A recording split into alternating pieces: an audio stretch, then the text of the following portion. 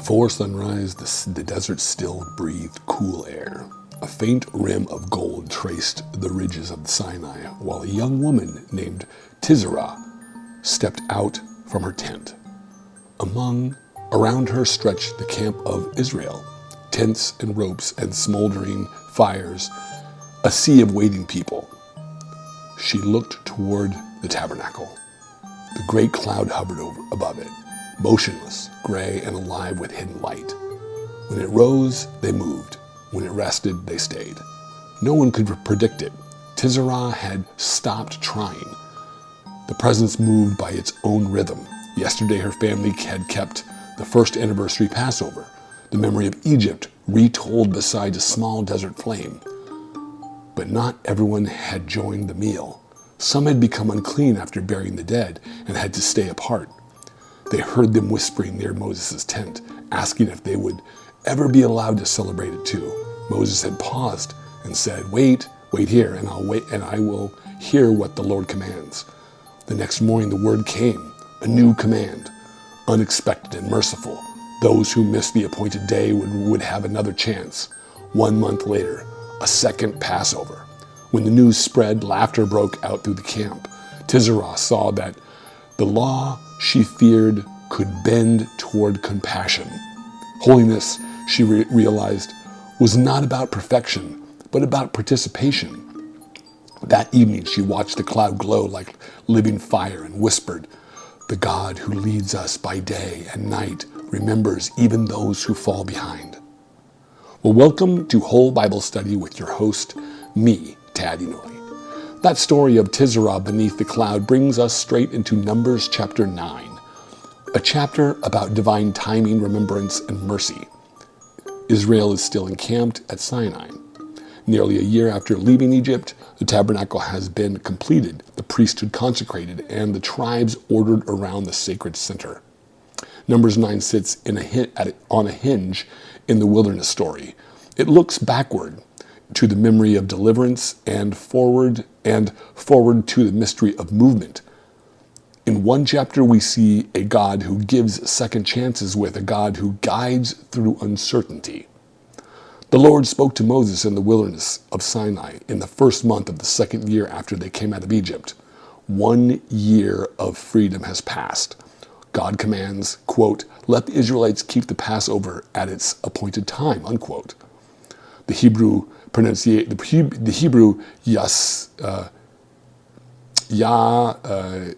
Ya'asanai Israel Pases B. I murdered it. I'm sorry. Let the children of Israel keep the Passover. Ma'odo.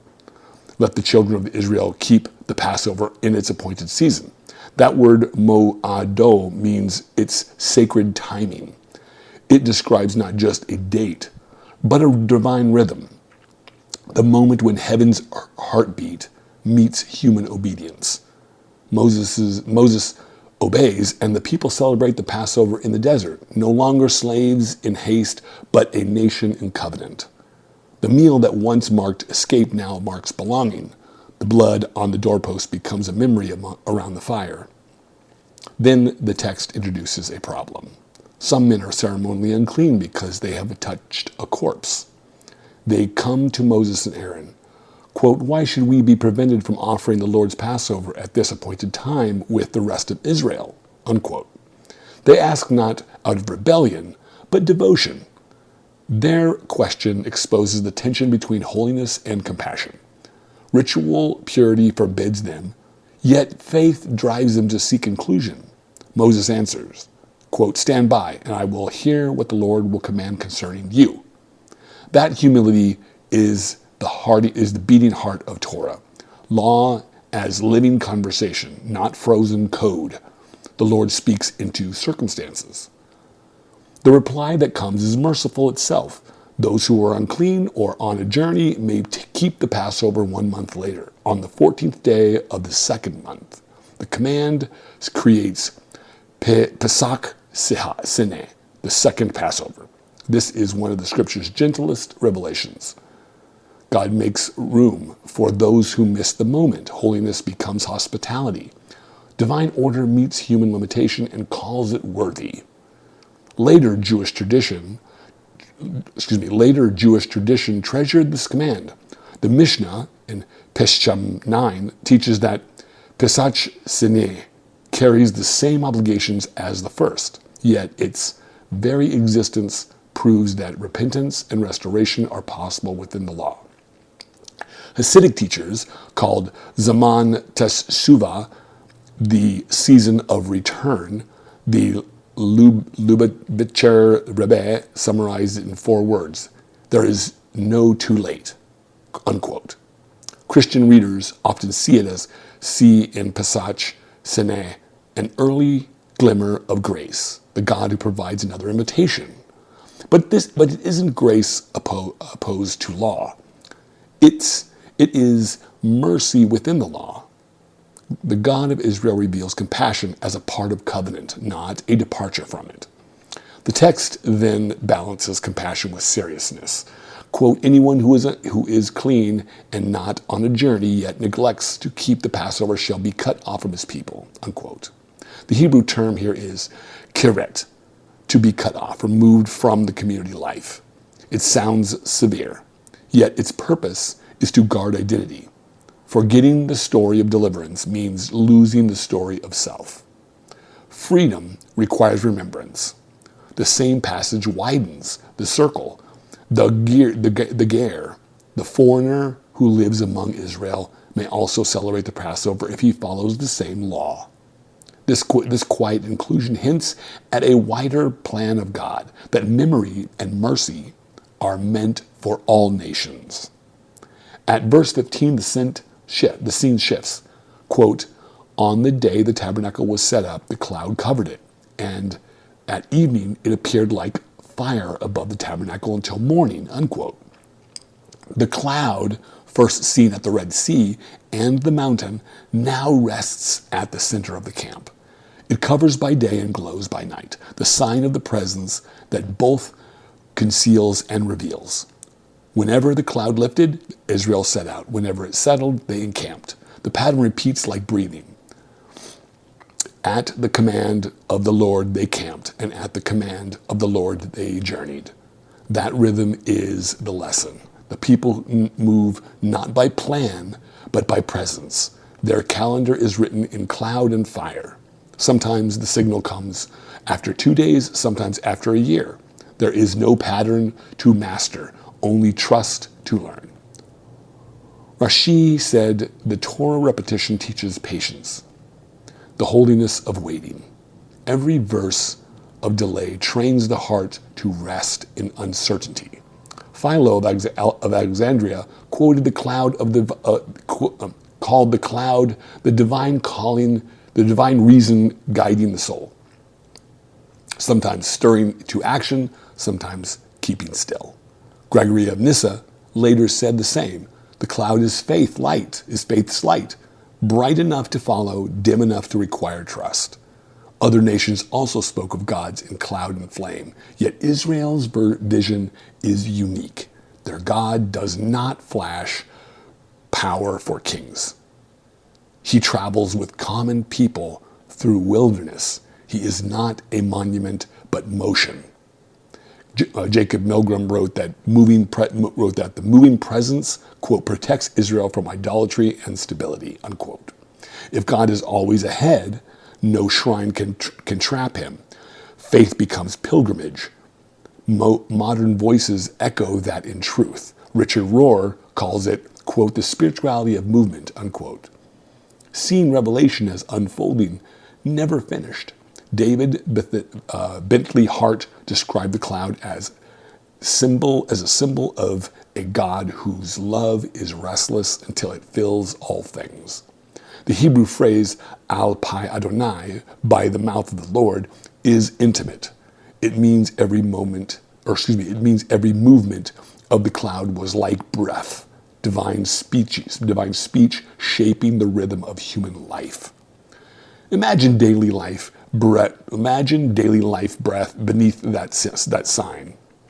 Families woke each dawn, scanning the sky. If the clouds stirred, horns sounded, tents collapsed, children gathered bread. If they stayed, the camp settled again into chores. waiting for a voice they could not hear but dared not ignore. Obedience meant living packed and patient. Numbers 9 ends without fanfare. Quote, they kept the charge of the Lord. At his command they encamped, and at his command they journeyed. Unquote. The ending sounds simple because faith itself is repetition, remembering and responding again and again. Passover and cloud belong together. The feast looks back to what God has done. The cloud calls forward to what God will do. One teaches gratitude, the other trust. Together they shape a people who can walk through emptiness without fear. Rabbinic Midrash later pictured God as a shepherd whose shadow never leaves the flock. Even when the cloud darkened, they said, his mercy burned inside it. The psalmist felt the same. Quote, by day the Lord commands his steadfast love, and by night his song is with me. Unquote. In Christian reflection, the moving cloud becomes the image of the Spirit, wind and fire resting on believers at Pentecost. The presence that once hovered above the tabernacle now fills human hearts. Origen and Gregory both saw this as Numbers 9 fulfilled, a God who will not stop moving until every heart becomes a tabernacle. Sergei Bulgakov later wrote, quote, divine wisdom journeys with creation, unquote. The cloud of glory, he said, is the world's ongoing exodus, heaven descending step by step into history. Read this way, Numbers 9 is more than travel notes. It's a portrait of companionship. God goes where his people go.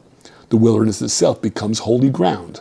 The second Passover whispers through it all. Those who miss the first moment are not lost. Grace has its own calendar. The story that began with waiting beneath a silent cloud ends with every heart invited to move when it rises. Numbers 9 teaches two enduring lessons. Remember where you've come from and trust where you're going. The Passover roots us in deliverance. The cloud invites us into dependence. Memory without movement becomes nostalgia. Movement without memory becomes wandering.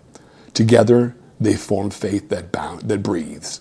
The second Passover tells us no one is beyond inclusion. The cloud reminds us that guidance is not predictable but personal. Both reveal a presence faithful in every delay and every detour. When life pauses longer than expected, you are still under the same cloud. When the moment finally lifts, it is the same voice that once told you to rest. That is the rhythm of holiness, wait, and walking in the same trust. Thank you for joining me with this deep dive into Numbers chapter 9. Every episode, every study, and every reflection we share here is part of the work of Mustard Seed Ministries. If these studies speak to your heart, you can support the documentaries and podcasts through Patreon. The link is in the description below. If something in this chapter encouraged you, leave a note, share it with a friend, or carry it with you into the wilderness. And we'll see you in the next chapter soon.